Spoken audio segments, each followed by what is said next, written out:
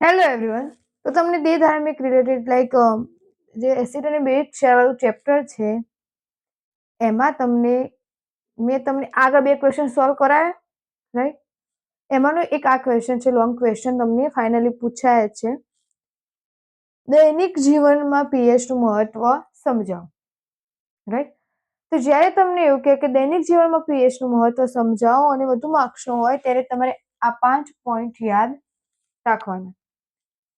પહેલો છે સજીવના અસ્તિત્વમાં પીએચ નું મહત્વ.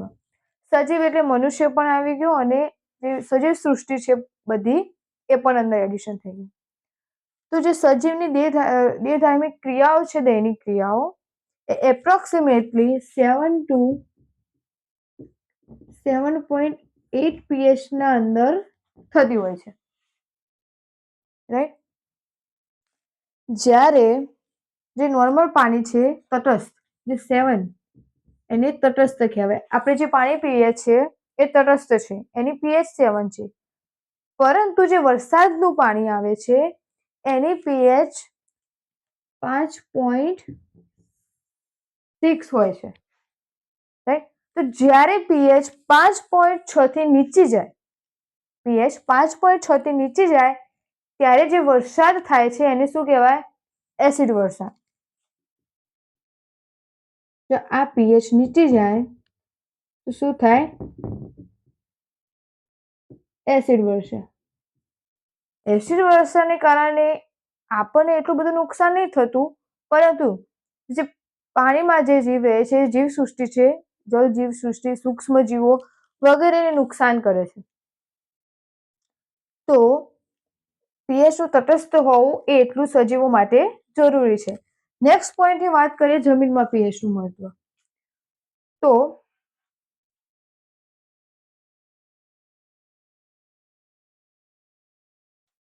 આ લખાઈ ગયું.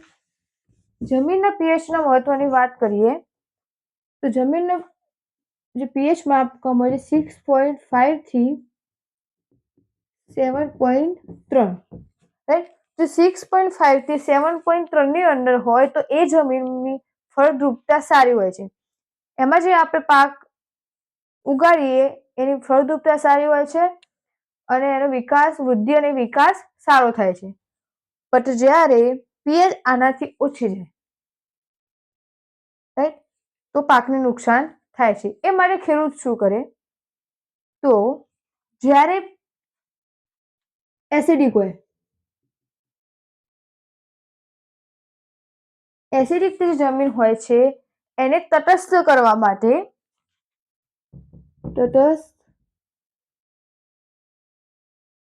માટે કયા ખાતરનો ઉપયોગ કરે છે? લાઈમ,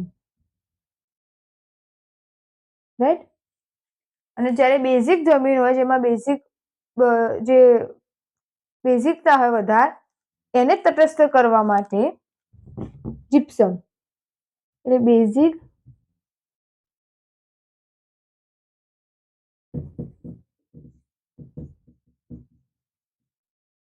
જમીન હોય એને તટસ્થ, તેનો ઉપયોગ થાય છે જીપ્સમ.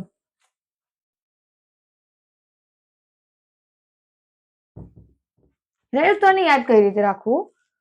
તો એસિડ છે, તટસ્થ કરવા માટે લાયા, બેઝને તટસ્થ કરવા માટે ગયા અથવા ગયા, બીજા શબ્દોમાં જ્યાં પણ કહી શકાય. એસિડને તટસ્થ કરવા માટે લાયા એટલે લાઈમ અને બેઝિકને તટસ્થ કરવા માટે જ્યાં એટલે જીપ્સમ. આ બંને તમારે એડિશન હોવું જોઈએ.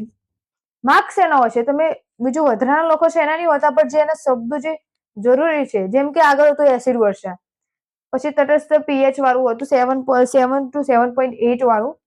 એ બધી વસ્તુ તમારે નોટિસ કરવામાં આવે છે અને એના માર્ક્સ મળે છે. તો આ વસ્તુ ખાસ કરીને ભૂલાય નહીં કે જે એસિડિક હોય જમીન એને તટસ્થ કરવા માટે ખેડૂત કયું ખાતર વાપરે છે? તો લાઈમ, એને સીઓ કહેવાય છે, CaO. એમસીક્યુમાં પણ પૂછાઈ શકે છે. અને બેઝિક જમીન હોય છે એને તટસ્થ કરવા માટે જીપ્સમ. આ શોર્ટ ટ્રિકથી તમે યાદ રાખી શકો છો. ત્યારબાદ વાત આવે છે પાચન તંત્રમાં. તો પાચન તંત્રમાં કયા પીએચનું મહત્વ હોય? તો જ્યારે આપણે ખોરાક ખાઈએ અને જે જઠર છે એમાં ખોરાક પાચન થાય ત્યારે એ એક પ્રકારનો એસિડ સ્ત્રાવ કરે, રાઈટ? પણ જ્યારે આપણે કહીએ છીએ કે અપચો થાય, ખોરાકનું પાચન નથી થતું,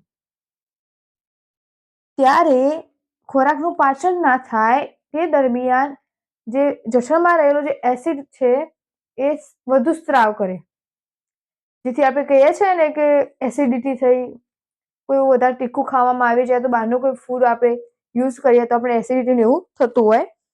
તો એ કેમ થાય છે? કેમ કે એમાં ખોરાકનું પાચન નથી થતું અને વધુ પ્રમાણમાં એસિડ સ્ત્રાવ કરે છે.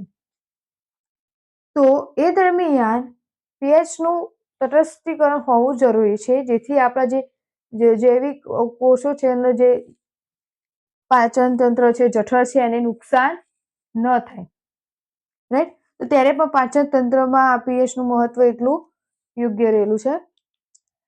ત્યારબાદ આપણે વાત કરીએ દાંતના ક્ષયણની.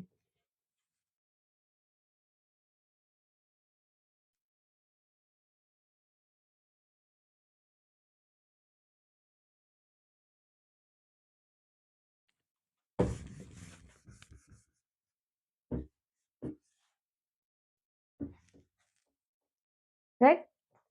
તો દાંતનું ક્ષયણ, જ્યારે પીએચ 5.5 કરતા ઘટી જાય તો ક્ષયણ થાય છે.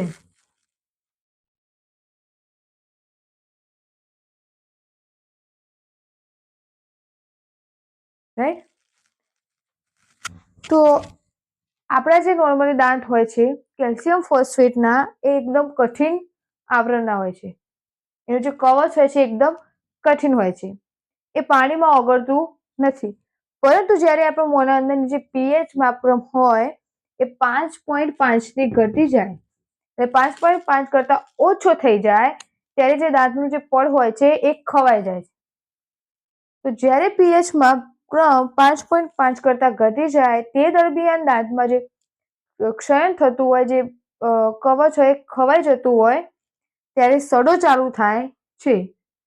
ત્યારે દાંતના ક્ષયણને રોકવા માટે પીએચનું મહત્વ ખૂબ જરૂરી છે. એટલે આપણે ટૂથપેસ્ટનો યુઝ કરીએ છીએ, જે બેઝિક કહેવાય છે, રાઈટ?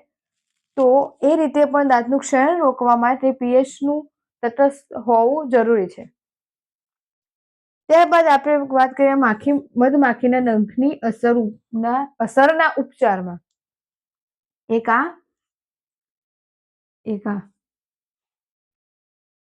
બંને ખાસ તમારે ચેકઆઉટ કરવાના કે 1-2 માર્ક્સમાં તમને પૂછાય અલગ રીતે. તો મધમાખીના ડંખના જે અસર થાય, મધમાખીનો જે ડંખ હોય છે એમાં એસિડ રહેલું હોય, ને એના કારણે આપણને ઈજા થાય છે, પછી સોજો આવે છે.